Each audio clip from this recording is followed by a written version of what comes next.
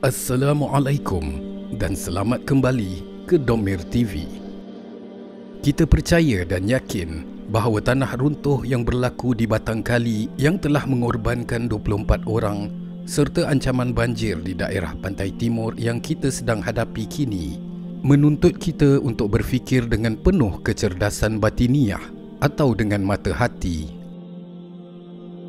Allah Subhanahu wa Ta'ala berfirman dalam surah Ar-Rum ayat 7 yang bermaksud, mereka hanya mengetahui yang lahir sahaja dan daripada kehidupan dunia, sedang mereka lalai tentang kehidupan akhirat. Boleh jadi mereka melihat bencana alam sebagai satu akibat sihir atau mitos, atau boleh jadi juga mereka melihatnya semata-mata sebagai fenomena alam yang tidak berkait dengan kekuasaan Allah Subhanahu wa Ta'ala. Namun apakah pula kaitan antara kederhakaan manusia kepada Allah dengan bencana alam? Dosa dan kemungkaran yang dilakukan manusia mengakibatkan gangguan terhadap keseimbangan alam, baik di darat, lautan maupun udara. Ketidakseimbangan itu mengakibatkan bencana bagi makhluk yang hidup, termasuk manusia. Semakin banyak kerosakan terhadap persekitarannya, semakin besar pula kesan keburukannya. Hakikat ini merupakan kenyataan yang tidak dapat ditolak apabila kita mengaitkannya dengan fenomena yang melanda manusia akhir-akhir ini. Demikianlah Allah Subhanahu wa Ta'ala menciptakan semua makhluk saling kait-berkait. Dalam kaitannya yang harmonis, lahir keserasian dan keseimbangan daripada yang kecil hingga yang terbesar, dan semuanya tunduk dalam pengaturan Allah Subhanahu wa Ta'ala yang Maha Agung. Alam ini dengan segala bahagiannya mempunyai kaitan antara satu sama lain, bagaikan satu tubuh badan yang merasai sakit atau sihatnya.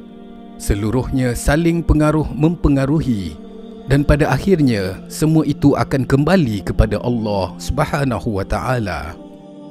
Apabila salah satu bahagian tidak berfungsi dengan baik atau menyimpang dari jalan yang betul, maka akan tampak kesan negatifnya pada bahagian yang lain. Hal ini merupakan hukum alam yang ditetapkan Allah Subhanahu wa Ta'ala, di mana manusia pun tidak mampu mengelak. Manusia jugalah yang menyimpang dari jalan lurus, keimanan, ketakwaan dan kasih sayang. Kita dapat lihat pada zaman ini krisis-krisis moral, ketandusan kasih sayang dan kekejaman. Ini pula membawa kepada hilangnya sifat tanggungjawab, tamak harta, rasuah, tidak bersungguh-sungguh melaksanakan tugas dan sebagainya, baik dari pihak atasan maupun orang awam. Berapa ramai pemimpin yang bertindak untuk mitigasi bahaya bencana alam sebelum ianya terjadi?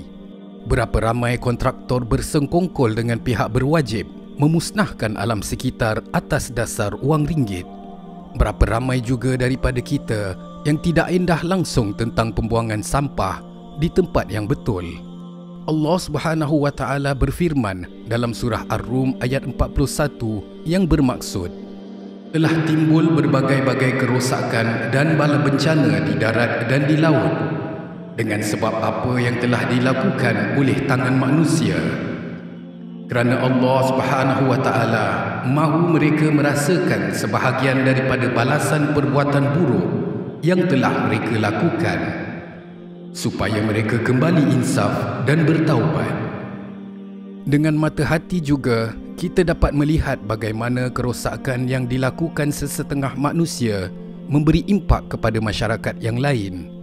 Jelas di sini bahawa kita ada tanggungjawab bersama untuk mencegah kemungkaran yang dilakukan oleh orang lain. Adapun perkara yang termasuk dalam ruang lingkup yang diterima dengan redha, iaitu ketentuan-ketentuan atau qadar yang sudah ditetapkan Allah Subhanahu wa Ta'ala untuk setiap orang atau kaum. Ketentuan-ketentuan itu yang umumnya disebut takdir, pada asasnya melibatkan dua perkara. Pertama, berupa nikmat yang pasti akan diterima manusia dengan perasaan senang dan dengan penuh kegembiraan. Dan yang kedua merupakan bencana. Di dalam Al-Quran Dinyatakan untuk mereka yang berjaya menghadapi ujian itu akan mendapat penghargaan daripada Allah Subhanahu wa taala, juga rahmatnya, dan mereka itu memperoleh petunjuk. Hati mereka sekali-kali tidak akan terlintas dengan perasaan yang terselit persoalan. Kenapa Allah memilih diri atau keluarga mereka sebagai tempat ujiannya? Kesabaran yang tinggi amat dituntut di dalam Islam, kerana dengan memiliki jiwa yang sedemikianlah, umat Islam akan menjadi satu umat yang teguh peribadi dan kukuh jati diri, tidak gentar akan segala dugaan atau bencana yang menimpa. Yakinlah bahawa ada hikmah di sebalik bencana yang menimpa. Rahmat Allah sentiasa terbentang selagi kita yakin dengan jalan menuju ke arah keredaannya.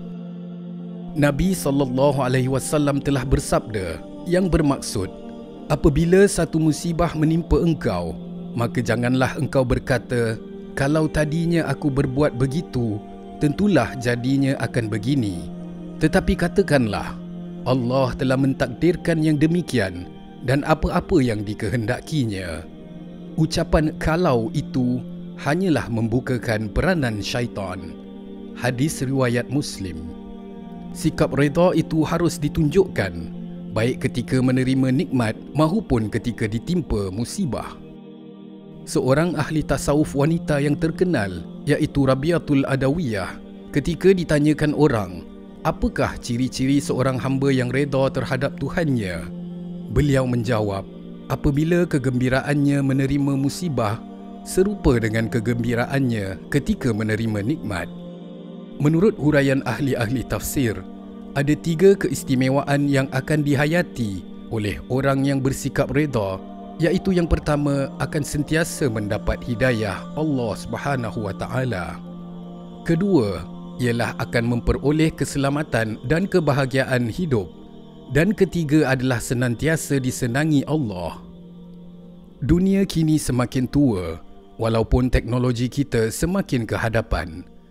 Pembangunan pesat serta kemajuan dalam pelbagai aspek kehidupan manusia seharusnya seimbang dengan alam sekitar telah bertanggungjawabkan kepada khalifah-khalifahnya di bumi ini.